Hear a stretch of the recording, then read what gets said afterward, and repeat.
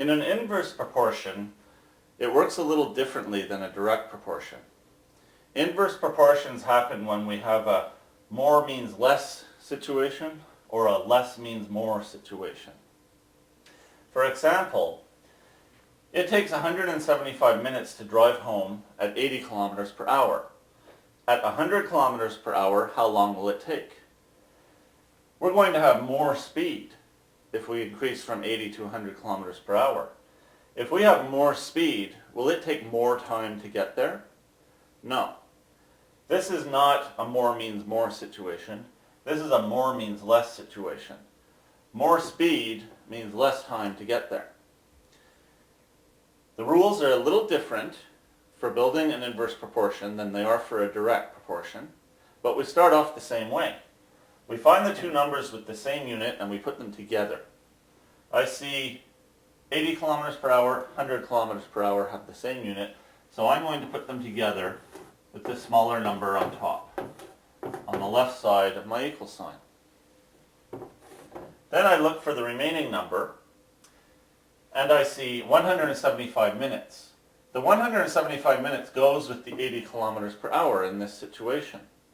But because this is a more means less situation, and it is not a direct proportion, it is an inverse proportion, instead of keeping the 175 and the 80 together in my equation, I deliberately break that rule and I keep them apart.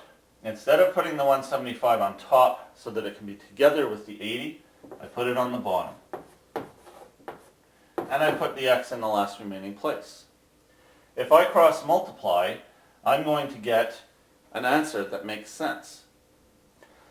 Now, using the fundamental rule of proportions, I do top times bottom equals bottom times top. I get 80 times 175 equals 100x.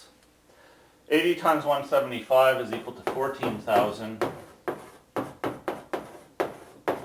So I have 14,000 equals 100x.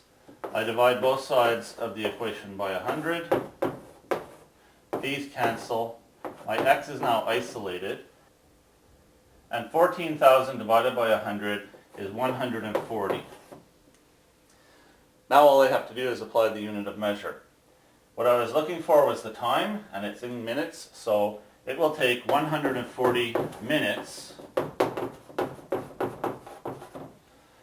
to drive home if I'm driving at 100 kilometers per hour. An inverse proportion works the same way as a direct proportion, except for this one step where the third number that we place into the proportion is deliberately not kept together with the number it seems to go with in the situation, and then put in the other spot instead. This will work and will always give you an answer that makes sense. In this second example, 6 people cleaned the yard in 3 hours. How long would it take 4 people?